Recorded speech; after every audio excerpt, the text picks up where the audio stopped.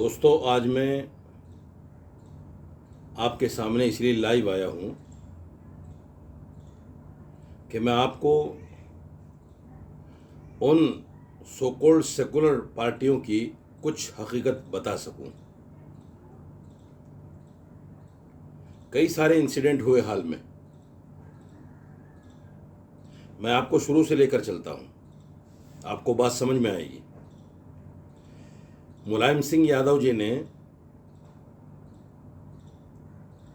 अपने एक रेपिस्ट नेता के लिए पत्रकार के सवाल के जवाब में कहा था, लड़के हैं, गलतियां हो जाती हैं। ध्यान में रखिएगा इस सवाल को, लड़के हैं, गलतियां हो जाती हैं, यानी औरत की मान मर्यादा को ताक पर रखा गया, इसको समझिएगा। दूसरे, अभी हाल ही में इंसिडेंट हुआ चौधरी इकरा हसन का, जो सपा की सांसद हैं, एक लेडीज हैं, महिला हैं और बहुत सभ्य महिला हैं। मैं उनका बड़ा आदर, बड़ा इज्जत, बड़ा एहतराम करता हूं, क्योंकि हमेशा इस्लामिक मान्यताओं को ध्यान रखते हुए वो रहती हैं। उनके खिलाफ एक करणी सेना के उपाध्यक्ष ने, योगेंद्र राणा ने, जिस तरह की अभद्र टिप्पणी की, उसको देखिएगा वजन को। उसने कहा, मैं इकरा से शादी करूंगा और असदुद्दीन अवैसी मेरा साला होगा। इकरा से शादी करूंगा, असदुद्दीन अवैसी से मेरा साला होगा। समझिएगा इस बात को। योगेंद्र राणा के खिलाफ कोई कार्रवाई नहीं हुई, ना उसको इन समाजवादी के गुंडों ने जाके उसके घर पकड़ा, ना उसके होर्डिंग बनवाए,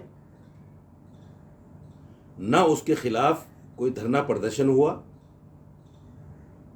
ना उसको जाके मारा, ना उसको जूतियों के हार डालकर उसके फोटो बनाए गए। क्यों? इसलिए कि वो हिंदू था और जिसके लिए उसने कहा है वो एक मुसलमान थे।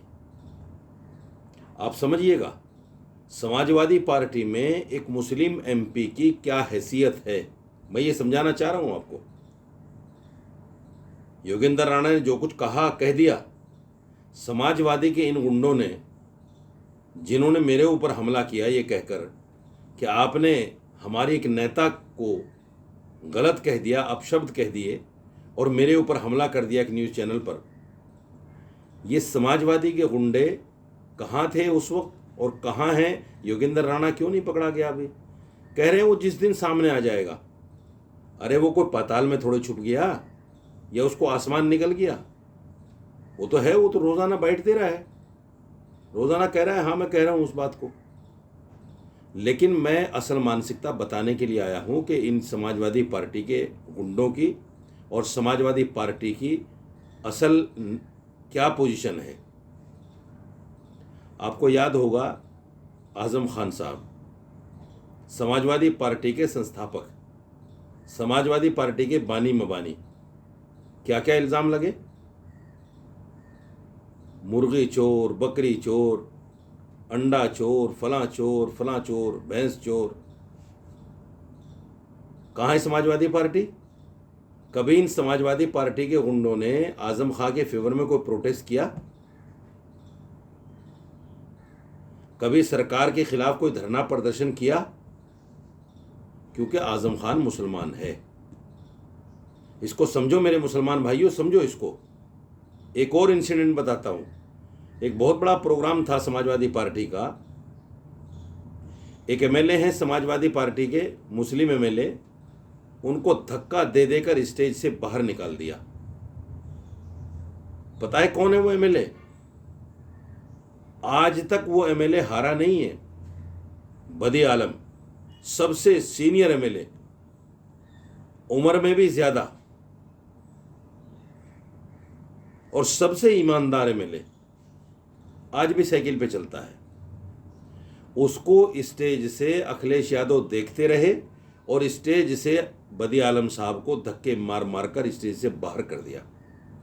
न उनकी बुजुर्गी का ख्याल रखा, न इस बात का ख्याल रखा कि बदी आलम की कौम तुम्हें वोट देती है न इस बात का ख्याल रखा है कि ये सबसे सीनियर नेता है, कोई ख्याल नहीं रखा, धक्के मारकर बाहर भगा दिया।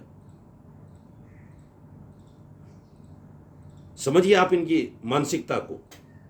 ये हैसियत है मुसलमान की इस पार्टी में। इसीलिए मैं बार बार कहता हूं कि इन समाजवादी के गुंडों ने मेरे साथ में जो इंसिडेंट किया, मुसलमानों, ये थप्पड़ मेरे मुंह पर नहीं था। मैं फिर कहता हूं, ये तमाम मुस्लिम कौम के ऊपर थप्पड़ था, तमाम मुस्लिम कौम के ऊपर।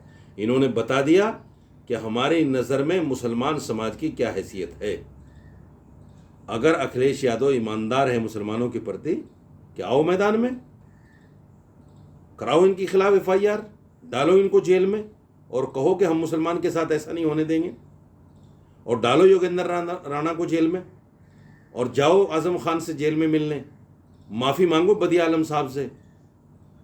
और बहुत सारे मामलात हैं, बहुत सारे वाक़यात मैं आपको बताऊंगा। इस वीडियो को आप देखिए, लाइक कमेंट कीजिए और बताइए कि क्या समाजवादी का यही चेहरा है। बहुत शुक्रिया।